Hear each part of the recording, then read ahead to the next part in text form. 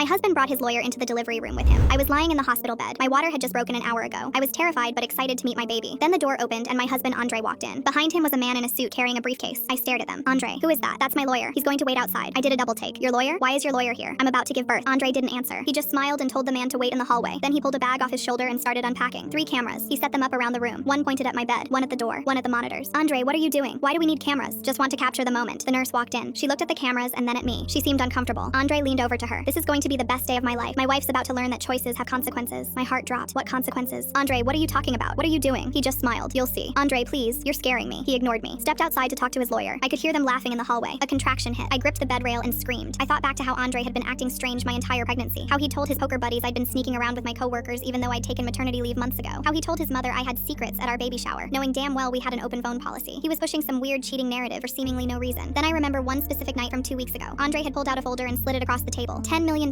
Your family trust becomes mine if you cheated, and DNA tests don't lie. For context, when Andre and I married, we signed a prenup. It had an infidelity clause. If either of us cheated, the other got $10 million from the family trust. I signed it because I wasn't that kind of person. Andre, I've never cheated on you. Why do you keep saying this? He just rubbed my belly and smiled. You'll see. I convinced myself into believing he was just being paranoid, scared. The baby would be born and he would see that it was his. But then the baby actually came. After 10 hours of labor, our daughter was born. The room went completely silent. She was beautiful, perfect, and unmistakably mixed race, light brown skin, despite both Andre and I being whiter than snow. I stared in shock. That's impossible. I hadn't been with anyone else, ever. How was my baby mixed? Andre erupted. I knew it! He was screaming, celebrating. Doctor, please document the baby's appearance. I need that on record. He was already talking to his lawyer. We've got her. $10 million. I was sobbing. Andre, I swear on my mother's grave, I never cheated on you. He laughed. The baby says otherwise. The next morning, he served me divorce papers while I was breastfeeding. I called my family's lawyer, Mr. Campos, in tears. Mr. Campos arrived within 2 hours. He looked at the papers, looked at my daughter. Don't sign anything. Give me 2 weeks to investigate. Andre laughed so hard the baby started crying. Investigate what? Look at her. She's mixed. Mr. Campos put his hand on my shoulder. Trust me, he's not getting a dime. 2 weeks later, Mr. Campos has called me, Andre, and Andre's lawyer into his conference room. Andre showed up with champagne, already celebrating. He'd been posting on social media about his cheating wife all week, but Mr. Campos was looking at me with a smile. He pulled out a folder thick as a phone book. We've completed our investigation. He turned to Andre. My client mentioned unusual symptoms around conception, unexplained sedation, memory gaps, waking up with injection marks. Andre's champagne glass froze halfway to his lips. Mr. Campos connected his laptop to the TV. We pulled your credit card records. On screen, receipts for medical grade sedatives, specialized insemination equipment purchased 9 months ago. Andre went pale. That proves nothing. Mr. Campos clicked to the next document. Your friend Bryson, who is African American, reported a break-in at his apartment 9 months ago. Someone stole the reproductive samples he'd stored for IVF. Andre started sweating. You can't prove that was me. Mr. Campos pulled up security footage. This is you entering his building at 2 a.m. Click. This is you leaving with a medical cooler. Dead silence. Mr. Campos turned to face Andre. You inseminated your own wife while she was unconscious with stolen genetic material to trigger the infidelity clause. Andre's mouth opened. Nothing came out. That's assault, theft, fraud, reproductive coercion. You're going to prison. Andre bolted for the door. He swung it open. 2 police officers were standing in the hallway. Mr. Campos had called them before the meeting. They dragged him down the hallway.